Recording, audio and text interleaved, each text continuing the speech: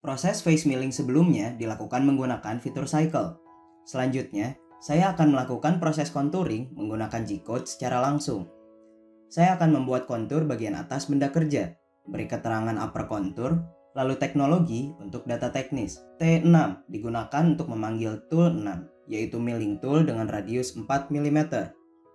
Gunakan kembali M6 untuk pergantian tool otomatis. Kecepatan spindle yang digunakan 5000 rpm. M3 arah putaran clockwise. F300 feed rate sebesar 300 mm per menit.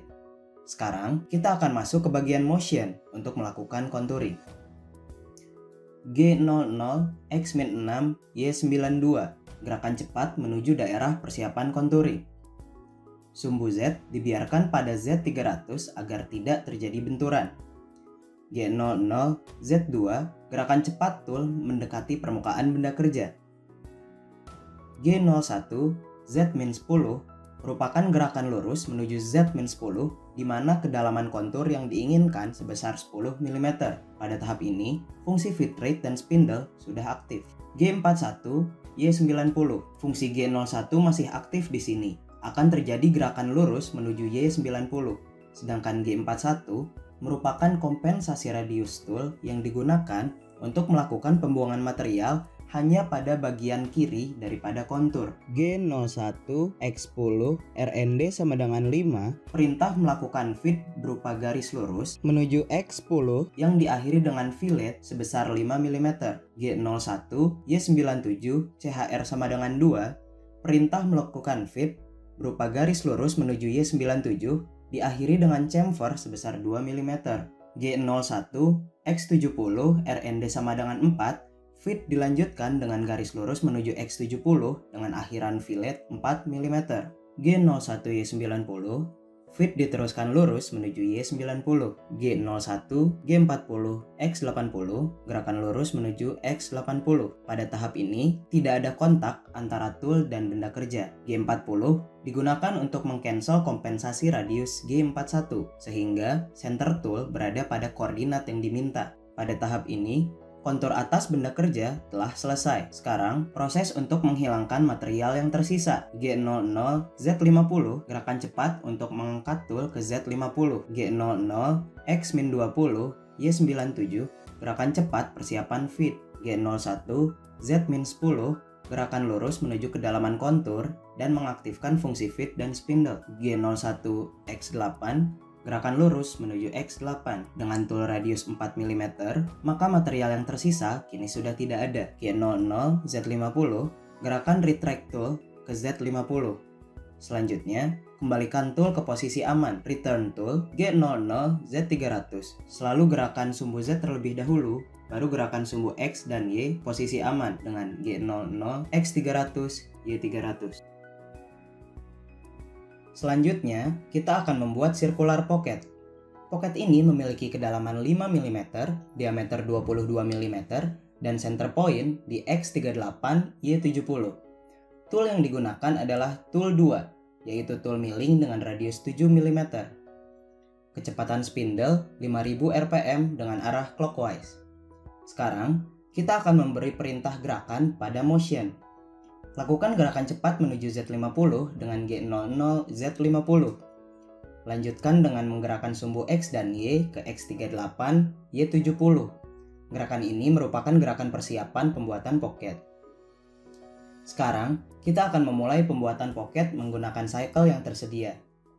Klik milling, lalu pilih standar pocket pada tombol vertikal layar. Pilih circular pocket. Kembali terdapat parameter yang harus diisi untuk proses pembuatan circular pocket menggunakan cycle. Untuk RTP, RFP, SDIS, dan DP sudah saya jelaskan.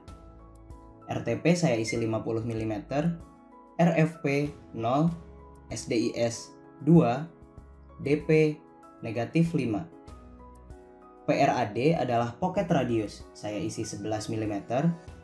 PA dan PO adalah center point pocket, saya isi 38 dan 70. MID sudah saya jelaskan, saya isi 2,5. FAL, finishing allowance pada dinding pocket, saya isi 0,2. FALD. Pada tahap ini, saya isi 0. FFP1, feed rate yang digunakan pada saat pemesinan permukaan pocket.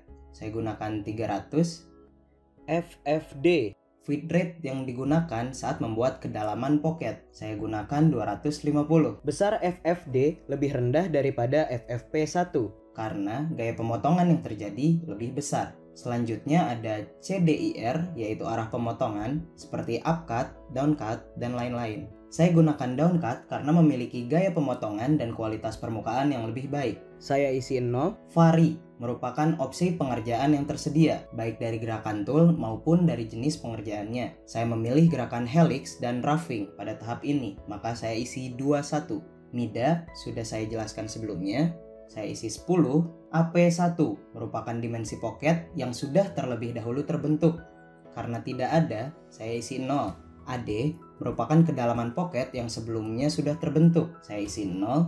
RAD1 adalah radius dari lintasan tool yang berupa helix. Saya isi 2. DP1 kedalaman infeed setiap satu kali putaran helix. Saya isi 0,5.